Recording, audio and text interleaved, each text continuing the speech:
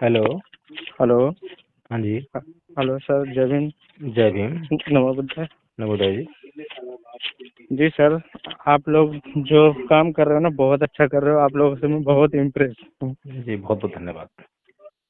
जी sir, मैं बहुत परेशान रहता था, लेकिन मैं 1.5-2 साल से जी आप हैं जैसे, और ये प्रोफेसर लक्ष्मण यादव हैं, और ये राजकुमार यादव हैं, और जी बहुत सारे ऐसे लोग हैं जिनके मैं बहुत सारा वो देखा करता हूँ मोबाइल पे, और मैं अपने समाज को सुधारने के लिए जी यही सब ब्राह्मणों के उससे परेशान रहता हूँ, पाखंड से।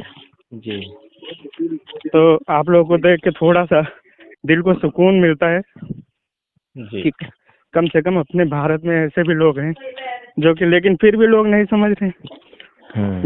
मैं तो इतना, मेरे रिश्तेदार मेरे से अपोजिट हो गए, मेरे घर वाले कहते हैं कि, और मैं जात का बढ़ई हूँ, शर्मा लिखता हूँ, जी बढ़ई हूँ। तो यहाँ तक कि मेरे बच्चे भी मुझे पागल बोलने लगे, मेरे रिश्तेदार मुझे पागल बोलने लगे कि तुम मोबाइल देख देख के पागल हो गए हो। और मैं क्या बोलता हूँ, मैं बोलता हूँ देखो, ये सब नहीं अच्छा लगता है। भगवान क्या है, क्या करते हैं, हम भी बहुत ज्यादा वो करते थे, लेकिन 1.5-2 साल से जब से हम एक दो चीज ऐसे मोबाइल पे देखा, फिर हमने सर्च करना चालू किया, तो मुझे बहुत सारी जानकारियां मिली। और मुझे ये जानकारियां गलत नहीं, सब वैज्ञानिक तर्क के द्वारा बुनियाद पे बिल्कुल खरी उतरी, तो मैंने छोड़ दिया।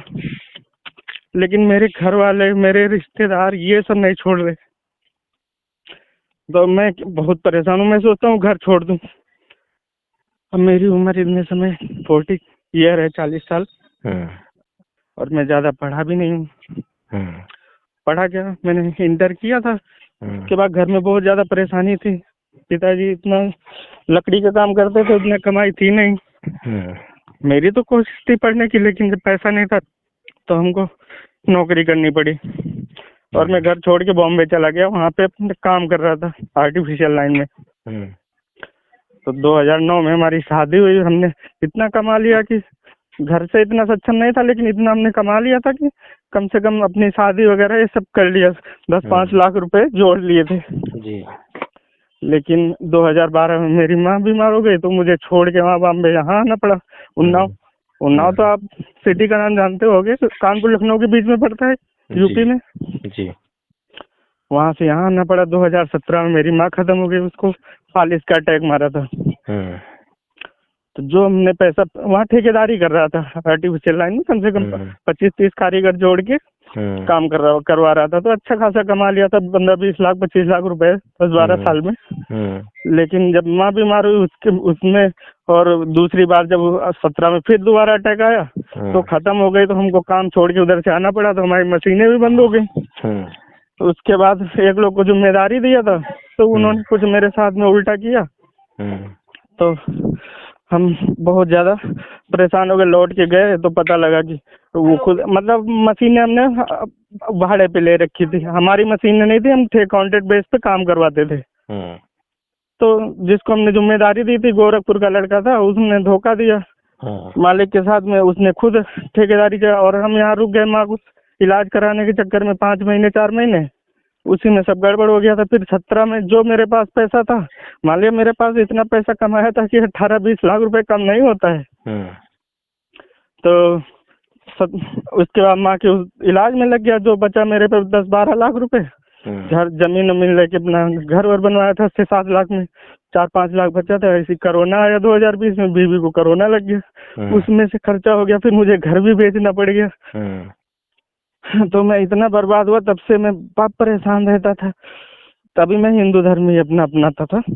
लेकिन जब 2020 में पड़ा रहता था, कोरोना के बाद जब नौकरी यहीं कानपुर में कर ली, वो भी छूट गई, सब बंद हो गया था। तो बीवी का इलाज कराया, उसमें सारा पैसा खत्म हो गया। तो बस पड़े पड़े मोबाइल देखा करता था, तो बहुत सारी ऐसी चीजें हमको देखने को मिली जो बहुत अच्छी थी जीवन के लिए, जीने के लिए। तो फिर हमने ये सब छोड़ दिया, हिंदू धर्म अपना छोड़ दिया। लेकिन पहले तो खुद छोड़ा, बाद में सोचा कि बच्चों से भी कहें, लेकिन बच्चों से इतना कह रहा हूँ 2-3 साल से नहीं मानते मुझे पागल। और मैं अपनी रिलेशन में जितने भी मेरे खास लोग हैं, उनको मैं बोलता है ये सब बेकार है, क्यों है। मैं पहले जब हम लोग सब लोग थे अपने उसमें, तो बौद्धों का ही वो था पूरा वो, लेकिन कोई मेरी बात नहीं समझता, क्योंकि ये हजारों साल से चला आ रहा है ना, तो ये आसान नहीं है मिटाना इसको। ये ब्राह्मणों ने जो रचनाएं रची हैं यहाँ हजारों सालों में, इनको निकालना मुझे लग रहा है बड़ा नामुमकिन है। लोग जो निकालने की भी कोशिश करते हैं उनको लोग पागल साबित कर देते हैं, ये पागल हो गया। क्योंकि हम जिस मोहल्ले में रहते हैं वहाँ ऐसा है मोहल्ला कि बाहर आप कुछ बोल नहीं सकते हो, सब पंडितों ठाकुरों के हैं, आधे मकान आधे बैकवर्ड शेड्यूल कास्ट के सब लोग हैं। अब वहाँ पे बोल दे तो मार खा जाए, ये साला जनता को भड़का रहा है, पागल हो गया है, इस तरह के कमेंट करते हैं लोग। तो आदमी क्या करेगा पता, मोहल्ला घर वाले जब नहीं छोड़ने को तैयार हैं तो बाहर के लोग कैसे छोड़ देंगे ये सब। इतना ब्राह्मण धर्म इतना बेकार कर दिया है अपने देश को, साला जड़ों जड़ों में हर बच्चों में।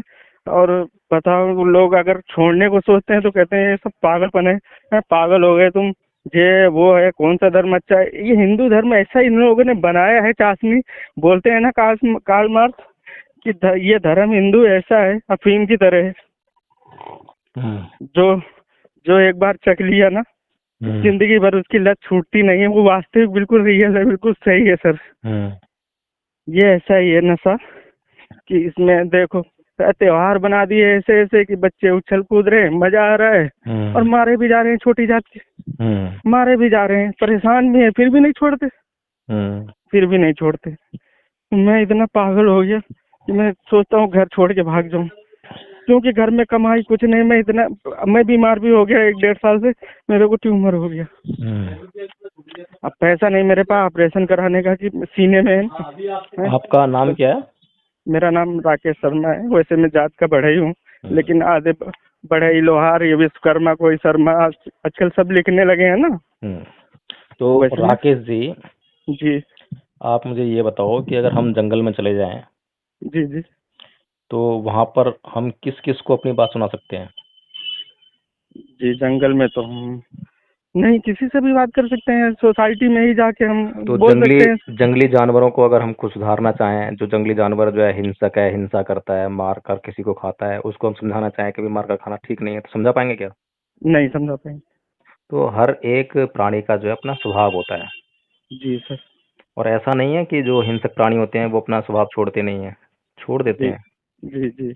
लेकिन जब तक स्वभाव में परिवर्तन नहीं होता, जी जब तक अपने भीतर से जो है आदमी प्रयास नहीं करता, जी तब तक जो है किसी सुधार नहीं जा सकता।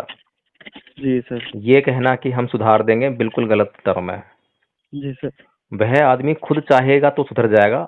उसको सुधरने के लिए जिन बातों की आवश्यकता है वो दूसरों के पास हो सकती हैं, जी जी, लेकिन सुधरना तो खुद से होगा। जी सर। इसीलिए कभी भी दूसरों को सुधारने का प्रयास मत करो, ठीक है जी ना? सर, मैंने किसी को सुधारने का प्रयास नहीं किया। मैंने सिर्फ बात कही अपना कि ये देखो, अब अच्छाइयाँ बताई हैं कि ये बुराइयाँ हैं इस धर्म में। बाकी हमने अपने जो भी नहीं मेरी बात सुना और मुझे उल्टा मैं बोला ठीक है करो, जब भुगतोगे, जब तुम्हारे ऊपर कोई आफत आएगी इन लोगों के द्वारा, जिन लोगों ने ऐसा बनाया है, तब तुमको लगेगा कि मैं जो कह रहा था वो सही कह रहा था। अभी नहीं, मेरी इस बात समझ में भी नहीं आ रही है, लेकिन जब तुम्हारे साथ, मेरे साथ ऐसा हुआ है ना, मेरे साथ बहुत लोगों ने ऐसा किया। और मेरे पिताजी, जब मैं छोटा था, जिस गांव में रहता था, पंडित लोग काम करवा लेते थे लकड़ी का, और पैसा भी नहीं देते थे। जब वो मांगते थे तो मार भी देते थे। और मैंने बचपन में ये सब ऐसी ऐसी चीजें देखी आज के 20 साल 25 साल पहले, जब मैं 15 साल 12 साल 13 साल का हुआ करता था। कोई कुछ लेके जा रहा घर से और उसको अगर मांगने को जाओ तो उल्टा मार देते थे। और मेरे पिताजी वगैरह इतने सीधे थे, क्योंकि जो ब्राह्मणों को ऊंचा बना रखा है लोगों ने, तो उनकी बात सब मानते थे कि मेरे पिताजी के अरे पंडित हैं, क्या हुआ, मार दिया तो क्या हो गया। लेकिन मुझे बुरा लगता था, मैं कुछ कर नहीं सकता था, लेकिन मैं बचपन से ही ये सब देखा तो मुझे बहुत दर्द होता था। अब मुझे बहुत ज्यादा दर्द हो रहा है, जब मेरे बच्चे भी उसमें जा रहे हैं ना, तो मुझे ज्यादा परेशानी हो रही है। बच्चे कितने बड़े हैं? बच्चा मेरा लड़का है 13 साल का, एक लड़की है 11 साल की। तो उनको जो है धीरे धीरे जो है आप समझाने का प्रयास कर सकते हो, धीरे धीरे। जी सर, मैं समझाता और हूँ लेकिन जब वो समझ पाएंगे इसकी कोई गारंटी नहीं है, लेकिन चित्त में जो परिवर्तन करना होता है वो बहुत धीमे तरीके से करना पड़ता है। अगर हम एकदम से कोशिश करें कि जैसे मान लीजिए अभी दिवाली का त्यौहार आया था, हाँ जी सर। सारी दुनिया जानती है और सारी दुनिया में प्रदूषण की वो बात चल रही है आज जो है। जी सर। और लेकिन जो भारत के लोग हैं वो आमादा हैं दिवाली पर पटाखे छोड़ने के लिए। जी सर। तो हमारे बच्चों को भी जो है जब हम समझाएंगे एकदम से कि भाई पटाखे नहीं फोड़ने चाहिए, तो वो हाँ हमारी जी। बात को एकदम से समझ जाएंगे और पटाखे नहीं फोड़ेंगे, ऐसा ज़्यादा संभव नहीं है। नहीं नहीं नहीं, लेकिन संभव हम नहीं। लोग जो है उनको धीरे धीरे जो है अपने महान पुरुषों के विचारों से अवगत कराएंगे उनको जो है, तो धीरे धीरे उनमें परिवर्तन आने लगेगा। जी सर। ठीक है ना? तो ये प्रयास जारी रखिए कि आप उनको जो है जो महापुरुषों की जानकारी है वो निरंतर देते रहें।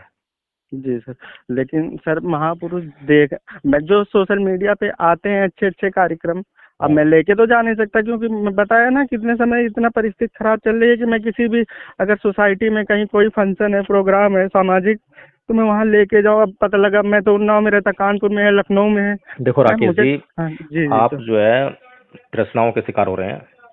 जी सर। ठीक है ना? आप जो है बहुत ज़्यादा अपेक्षाएं करने लगे हैं, और जी अपेक्षाओं के भार से आदमी दबने लगता है तो उसे कष्ट होता है। जी सर। अपेक्षाएं हमारी जो है पूरी हो जाएं जरूरी नहीं है, इसीलिए जो है अपेक्षाओं को कम करो और बिल्कुल नॉर्मल होकर जीना स्टार्ट करो। जी सर। दूसरों से अपेक्षाएं न्यूनतम कर दीजिए। जी सर। आपकी अपेक्षाएं बहुत प्रबल हैं। जी सर। ठीक है ना?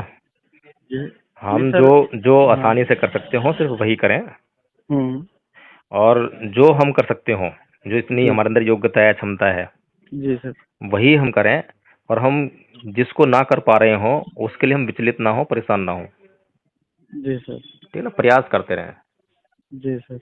ठीक है राकेश जी? जी सर। चलिए ठीक है, ओके, जय भीम। नमो बुद्धाय।